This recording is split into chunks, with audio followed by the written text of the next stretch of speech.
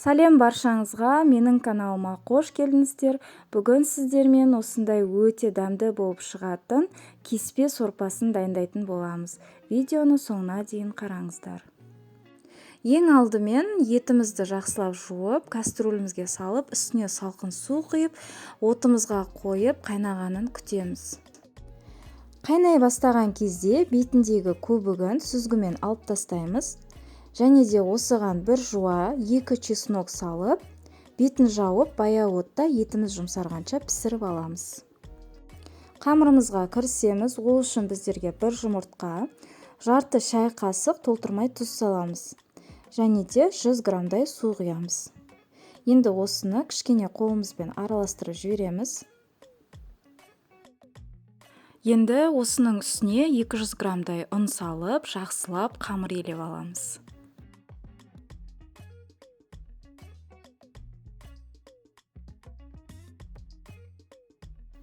Қамырымызды жинап алу үшін кішкене ұн сеуіп, жақсылап қамырымызды илеп, ыдысымыздан босатып, үстеліміздің үстіне ұн сеуіп тағы да кішкене, және де қамырымызды жақсылап илеп аламыз. Қамырымыз қатайып, ие қанғанша жақсылап тұрып илеп аламыз. Кейін қамырымызды ыдысымызға салып, бетін жауып, 10-15 минутқа қойып қоямыз. Қамырымыз жұмсарып, жазуға ыңғайлы болады. Қамырымыз жұмсарғанша біздер картопымызды турап аламыз. Кішкентай картопымды мен 2-ге бөліп турадым, ал үлкен картопты 4-ге бөліп турап алдым. Енді сорпамыздың тұзын қараймыз. Тұз жеткіліксіз болса тұз саламыз. Және де етіміздің пісуіне 1 сағат қалған кезде біздер картопымызды салып жібереміз. Картопымыз езіліп кетеді деп қорықпаңыздар. Керісінше картопымыздың мағызы шығып, өте дәмді болып піседі. Осылай сіздерге пісіріп қарауға кеңес беремін, өте дәмді болып шығады. Енді қақпағын жауып, баяу отта пісіре береміз. Қамырымызды жазуға кірісеміз. Ол үшін үстеліміздің бетіне кішкене ұн сеуіп, қамырымызды ыдысымыздан босатып аламыз.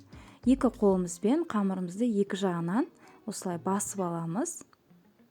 Жақсылап ұн сеуіп 2 жағына, оқтауымыздың көмегімен жақсылап жазып алатын боламыз.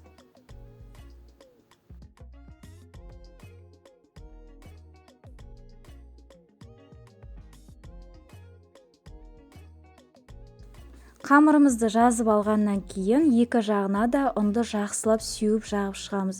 Егер ұнды дұрыс жақпасаңыздар, кеспені кескен кезде жабысып қалады. Сондықтан ұнды жақсылап сеуіп жаққандарыңыз дұрыс болады. Сол кезде ғана кеспелеріңіз әдемі жабыспай кесіліп шығады. Жазып алған қамырымызды осылай видеодадай ұзыннан кесіп алсаңыздар болады. 3 бірдей қамырымызды бір-бірінің үстіне қойып аламын.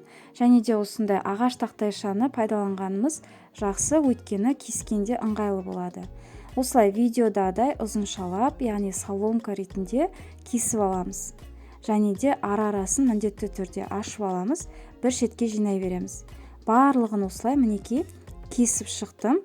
Бұның тек мен жартысын ғана пайдаланамын.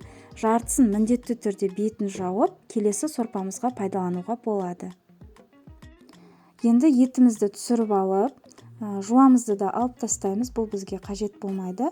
Және сорпамызды қатты қайнатып, лапшаларымызды саламыз. Яғни кеспелерімізді салып, ара-арасын ашып жібереміз былғалап, және де бетін жауып 5 минуттай пісіріп аламыз.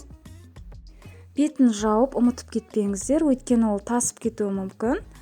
Қатты қайнап жатқан кезде асын азайтып, кеспеміз жұмсарғанша пісіріп аламыз. Кеспеміз піскеннен кейін етімізді салып, араластырып жібереміз. Мінекей сорпамыз дайын болды. Мен осының бетіне ас көк саламын, қалауларыңызша бұл. Менде бұл жерде укроп, араластырып жіберемін кішкене. Енді осыны ысылай тарелкамызға құйып ұсынатын боламын. Сіздер де жақындарыңызды қуантып, осындай үй жағдайындағы кеспе сорпасын дайындауға кеңес беремін. Өте дәмді болып шығады. Менімен бірге болғандарыңызға рахмет. Лайк басып, комментарий жазуды ұмытпаңыздар. Сіздермен болған бірге алтын зер. Қош сау болыңыздар.